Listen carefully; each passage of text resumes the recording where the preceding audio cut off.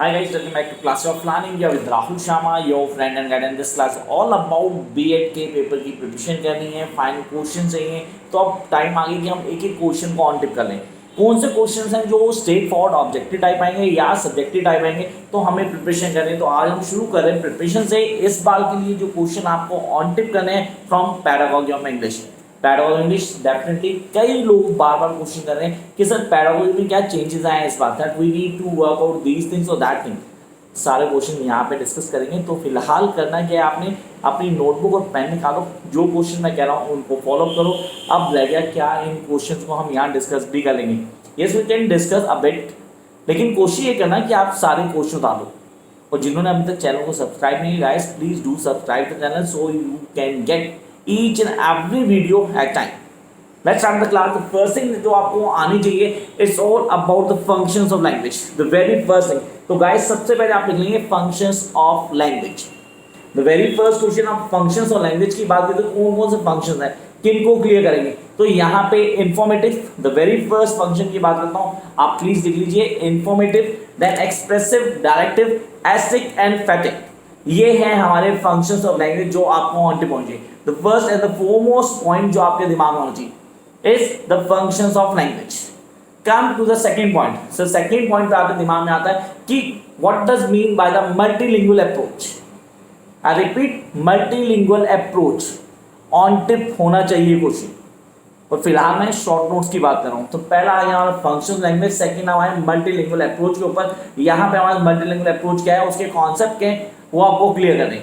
And then come to the next point, difference between approach and method.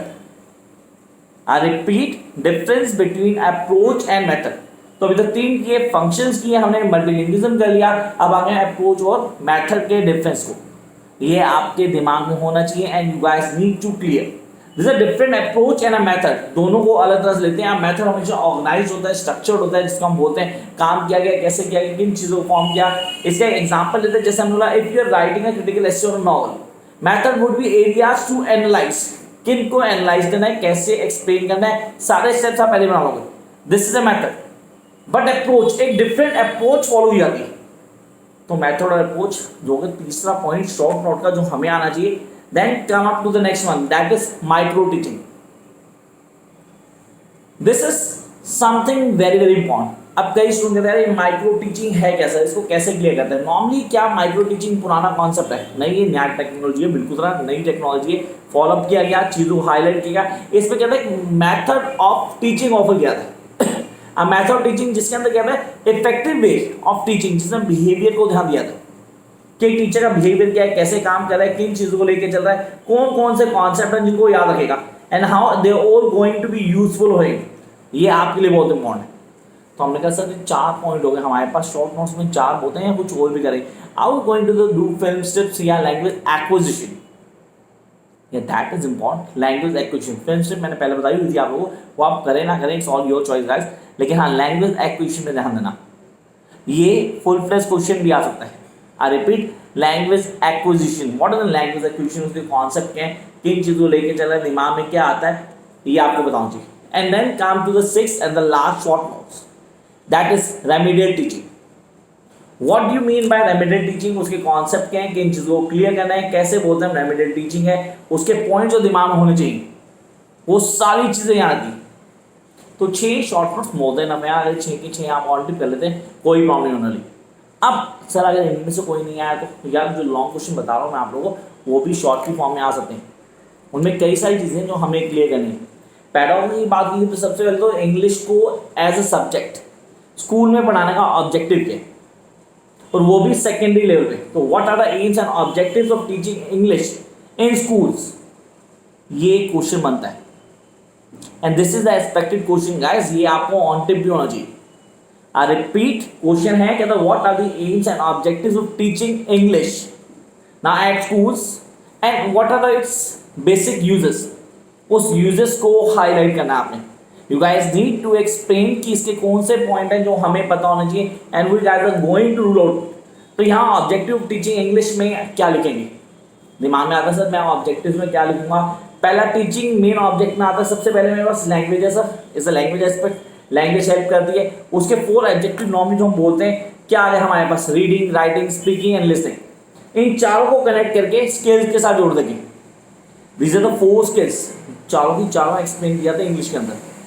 Come to the next point, here we are the next question and that is really important. What do you mean by inductive and deductive way of teaching?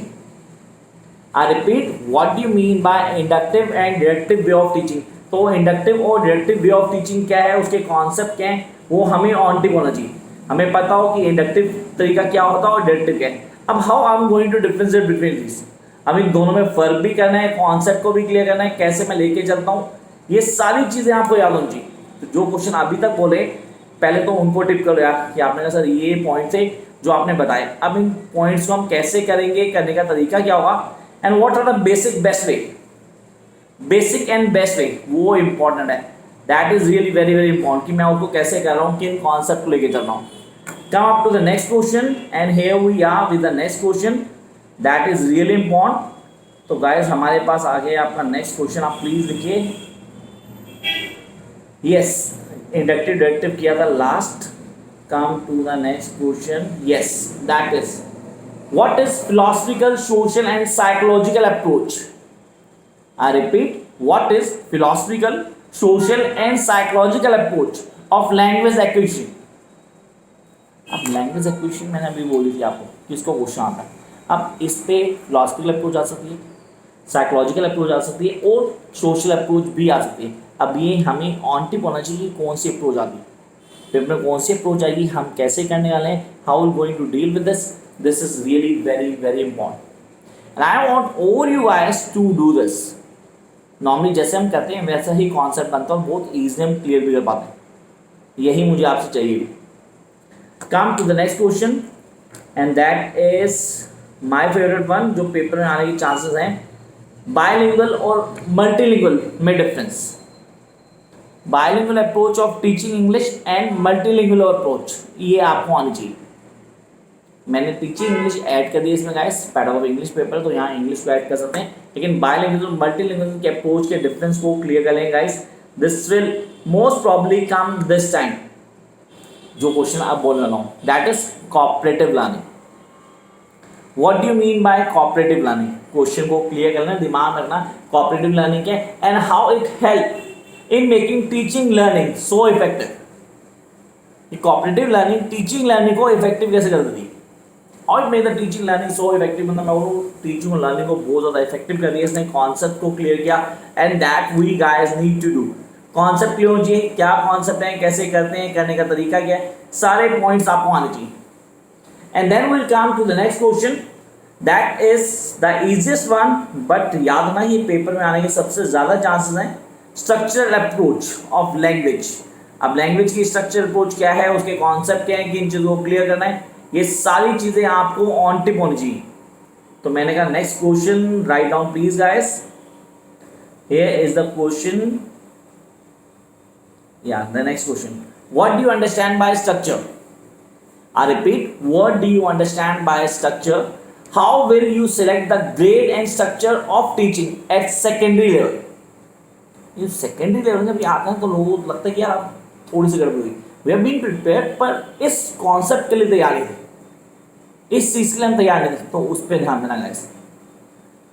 Jump to the next phase and the next question we are having is the easiest question, that is the easiest question. अभी तक सारे question सबसे easy question मुझे यही लगता है।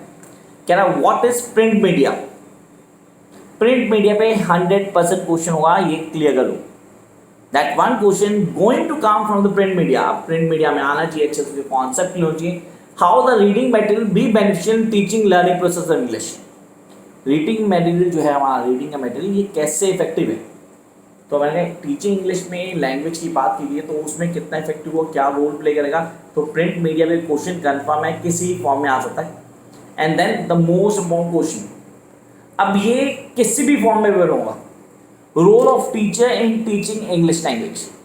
Role of teacher in making student pronunciation good, making their writing good, making their reading habits more perform.